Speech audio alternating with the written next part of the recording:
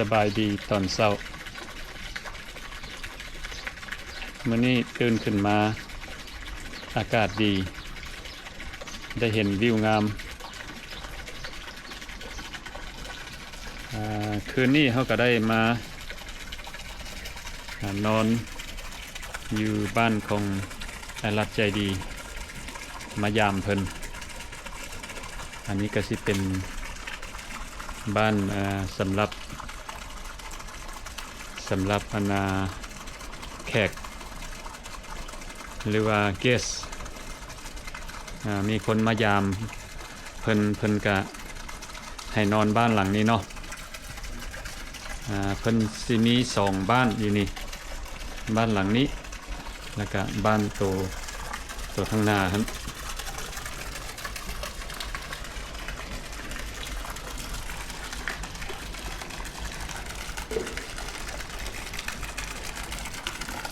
อันนี้ก็สิเป็นหน้าบ้านของเพิ่นมีหนองน้ำหนองปลา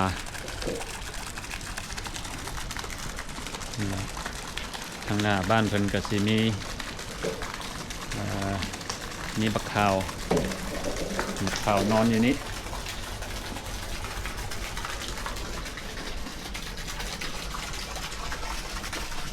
แล้วก็มาทางที่ก็สิเป็นอีแตนมานอนอยู่ที่ให้บอกแตน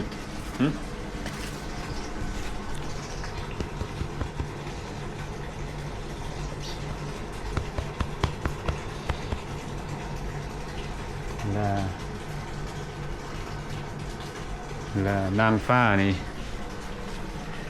เขาคิดว่าสินอนอยู่หลังบ้านที่นางฟ้านี่นะเขาบ่นอนน้ำกันเนาะนี่นางฟ้านางฟ้ามานอนอยู่ที่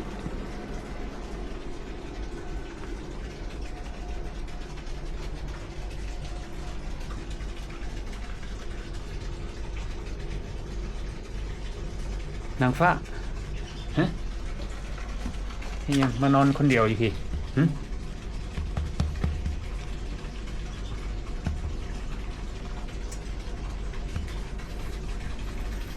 นางฟ้าส่วนหลายมานอนคนเดียวนี่เพราะว่านางฟ้านี่เป็นขี้อายมานอนอยู่หลังบ้านนี่แหละบ้านอยู่ประเทศลาวกับสไตล์แบบนี้เนาะอยู่นอกบ้านเพิ่นก็สิมีจักรซักเครื่องซักผ้าส่วนหลายบ้านอยู่ลาวนี่เพิ่นสิบ่มีเตาอบเนาะเพราะว่าอากาศอยู่ประเทศลาวนี่เฮาตากประมาณ 2-3 ชั่วโมงมันก็แห้งแล้วเนาะส่วนหลายคนเขาเจ้าซักจักสมัยตะกี้เพิ่นซักมือเนาะแต่ว่าเดี๋ยวนี้ก็ทันสมัยแล้วเพิ่นก็มีจักรซักเครื่องแล้วก็ต่อมานี่ก็สิเป็นอ่างล้างถ้วย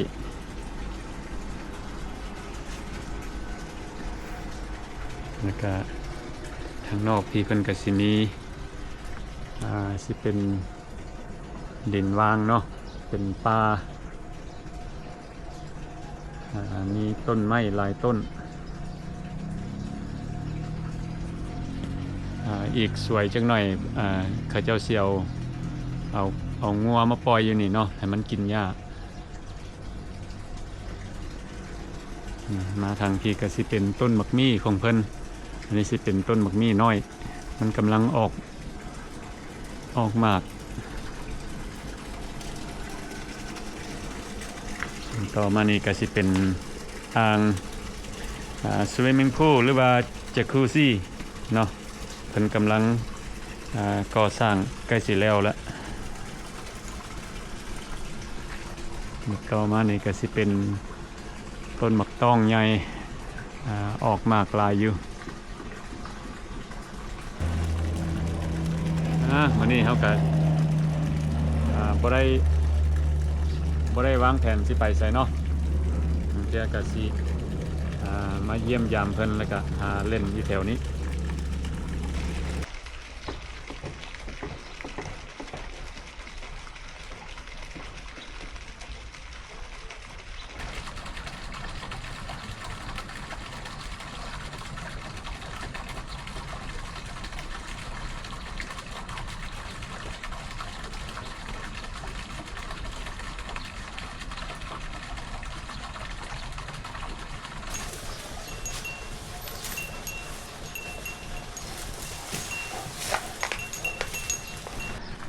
วกเราหาซอกเก็บหมากไม้เพิ่นก็มีหมากม่วงหลายต้นหมากซีดาหมากพร้าวแห้งหลายเนาะมื้อนี้สิกินมะพร้าวสดอันนี้ก็สิอยู่บริเวณบ้านไอรักใจดี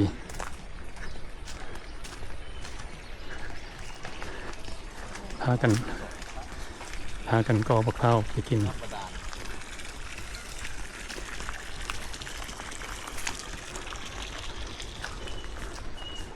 ดีสาว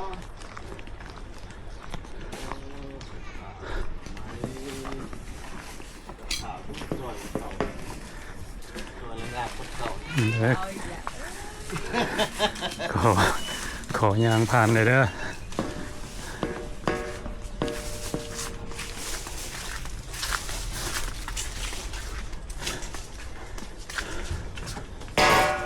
เอาต้นนี้บ่มีหลายมาก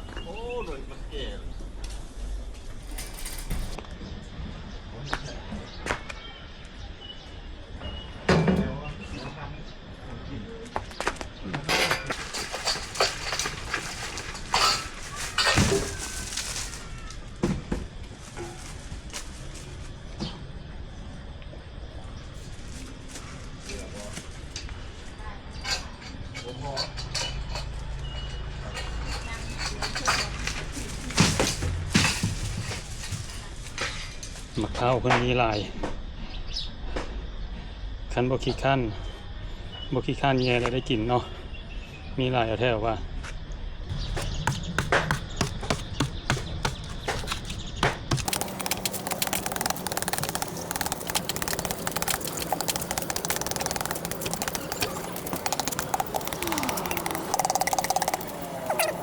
เอาวะ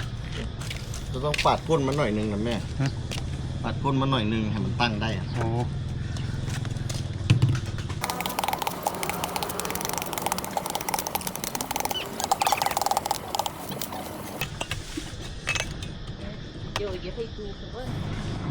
ชิมเบิ่งน้ำมะพร้าวสด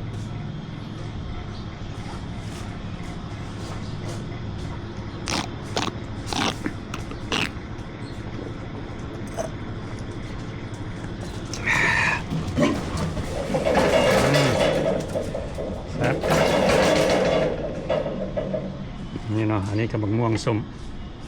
จังไงก็สิกินบักม่วง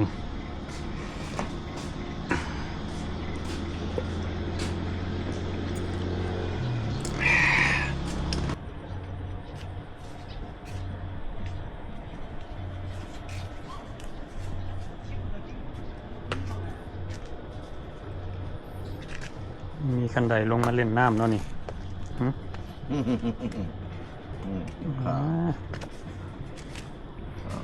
บักขาวนั่งฟ้าคุณตั้งแซ่อยู่น้ำคุณนั่งฟ้า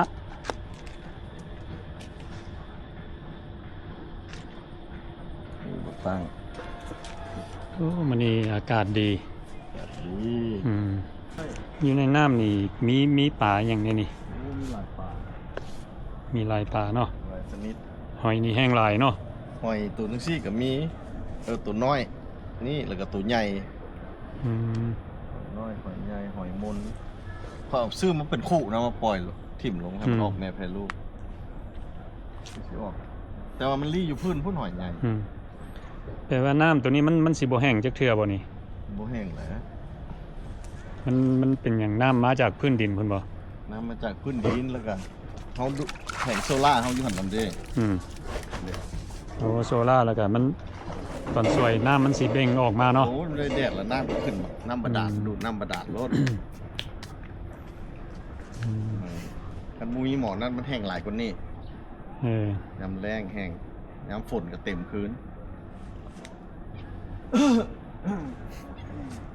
อยู่นี่ก็สิเป็นแบบอย่างคล้ายๆคือแบบอยู่นอกธรรมชาติเนาะคือหรือเปล่าที่ไทยป่ามันหดโบมาไข่เส้นนี้มันไปไข่อยู่พุดโอ้สำหรับปลาฟ้ากับอยู่พี่โดมมันมาไข่อยู่พี่โอ้มีหอดปลาฟ้าคนน่ะ โอ้ มาย่างมาแล้วมาเจอไข่ อืม เจอหน่วยเดียว ไข่ปลาฟานได้ แล้วไอ้จอยมามันไข่ใส่กล้องฮัน อืม แล้วมันจะเอาหน่วยหนึ่งปลาไปถึงให้มันจื้อไว้มาอยู่ใส่ตัวว่า อืม ทฤษฎีแจ็คซิแมนดูบุเราคาบแล้วบ่นี่อยู่นี่แหละเห็นอยู่นะ อืม มันไข่ปลาฝาโอ้มากล้วยนี่ใกล้สิเอาทุกข้าต้นเลย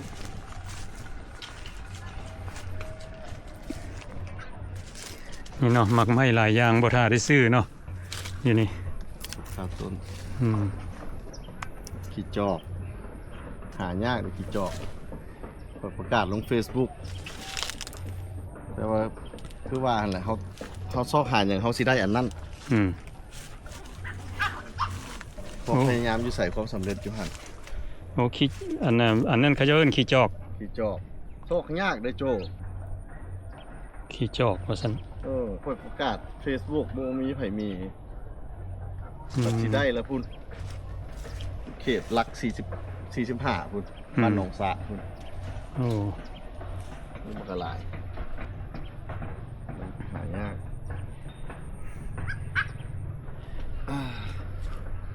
ดินอยู่นี่กาว่าจักเอเกอร์หั่นน่ะ เอเกอร์4เอเกอร์ 4เอเกอร์ปลาย โถพี่ลึก บีบเข้าคอมเบิ่งแล้วเป็น4เอเกอร์ปลาย 4เอเกอร์ปลาย อืม โอ้นี่ก็ต้นมะขามเนาะ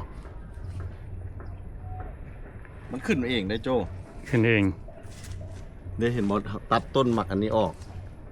ต้นใหญ่2ต้นนั้นตัดเห็นบ่ อันนี้สิเป็นเฮ็ดหูหนูตัวนี่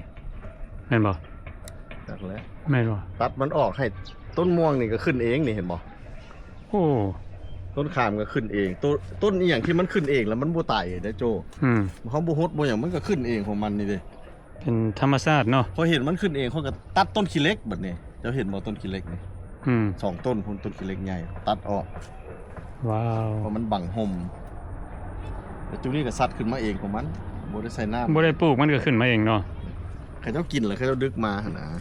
อืม หรือว่าจอยกินแล้วก็ดึกมา อันนี้แหละธรรมชาติที่เมืองลาวน่ะ อืม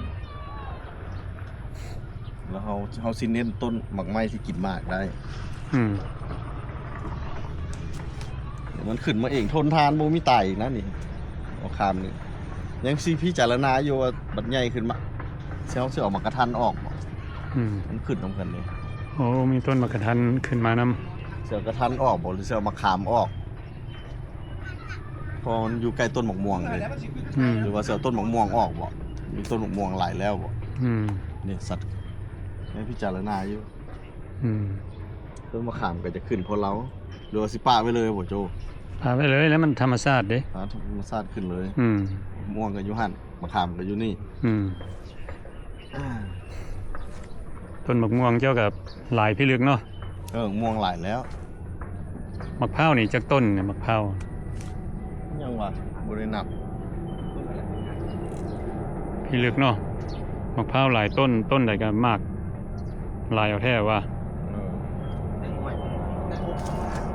นี่แล้วก็กิน อืม สนุกกิน เออ แล้ว มัน ก็ลงกินกัน อืม แนวกออ้ายก็มีให้พร้อมเด้ อืม มันบ่ขี้ข้านก็กินรถดีๆเห็นบ่เด้เห็นบ่ผ่าอยู่เห็นบ่ อืม แบ่งกันกิน อืม ดีมันป้าให้มันเน่าอยู่ถึงต้นนะ อืม ป่าใส่อยู่นี้ อืม ดูเอามาธรรมชาติเหรอโจ โอ้เฮามักแล้วบ่อันนี้ให้บ่แบบเฮาเคยเว้านะเหตุผลเป็นหยังเฮาจังมักประเทศลาวตอนทำอิฐนี่เหตุผลที่หนึ่งนี่เฮาว่าทุกสิ่งทุกอย่างแบบการอยู่การกินมันถึกแล้วมันนี่มันก็มีหลายเหตุผลเนาะก็แบบธรรมชาตินี่ก็อย่างหนึงแบบเฮาอยากกินหมักไม้บ่ว่าจะเป็นหมักพร้าวหมักม่วงแบบเฮาเด็ดลงมากินบางยานี่นะมันแหละอยู่ต่างประเทศเฮาเฮ็ดแบบซั่นบ่ได้อืม อยู่ประเทศลาวเฮาล่ะห้วยอยากกินมะพร้าวก็ได้กิน อยากกินมะม่วงก็ได้กิน กินมะพร้าวกับกะละเนาครับ ปันเพิ่นก็อยู่แบบ สีขาว แบบธรรมชาติเลยอยู่ครีมน้ำเดี๋ยวนี้อากาศก็ดี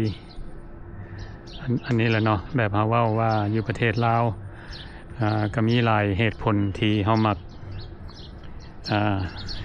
แบบนี้ละแบบเฮายืนอยู่นอกบ้านนี่ละครีมน้ำนี่หันใจสะดวกแล้วก็อากาศก็เย็นดีมีเสียงนกห้อง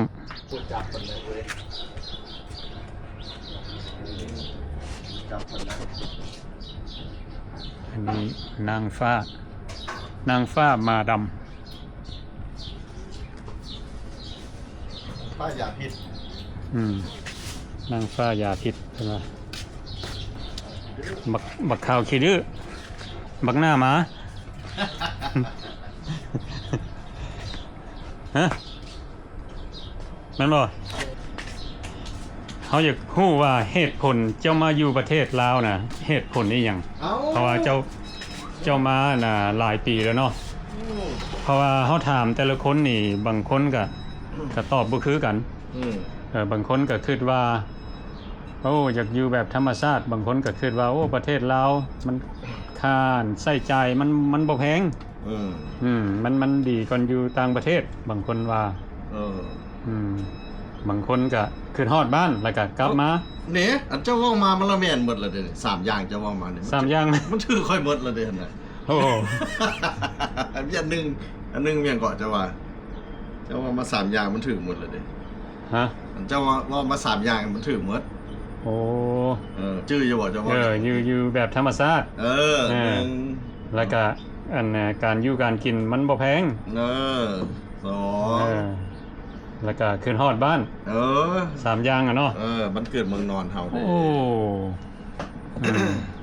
เฮ็ดหยังก็ม่วนเด้แม่นแต่ว่าอยู่ลาวนี่ก็นี่แหละเนาะค่าอยู่ค่ากินมันก็บ่ได้แพงเท่าอยู่ต่างประเทศสำหรับเฮานี่คันมาอยู่ลาวนี่เฮาก็สิแบบอาศัยอยู่แบบ simple แบบเฮามีสำใดเฮาก็กินสำนั้นแบบบ่มี stress เนาะครับนี่แหละแผนของเฮานี่คันเป็นไปได้เนาะอนาคตข้างหน้านี่เฮาอยากมีเฮือนหลังน้อยๆแล้วก็มีดินเสี่ยวน้อยกว่าค่อย5 คูณ 5ยังน้อยๆนึงได้นี่โจ5 คูณ 5ซิได้นี่ซ้ำนี่ก็ผู้ดีคันสำหรับอยู่คนเดียวหรือว่า2คนนี่อย่างนะ5 คูณ 5 เมตรสุดน้อยเลยนี่โจน้อยกว่านี้คือสิบ่มีแล้วติบ่หากแต่ว่าเรื่องสำหรับเฮานี่น้อยใหญ่บ่เกี่ยวถ้าแนมมีดินพอปลูกผักปลูกบักไม้กินนะเฮาต้องการแต่ตัวนั้นเพราะว่าส่วนหลายสำหรับเฮานี่เป็นคนนั่นน่ะoutdoor เด้เฮามักอยู่นอก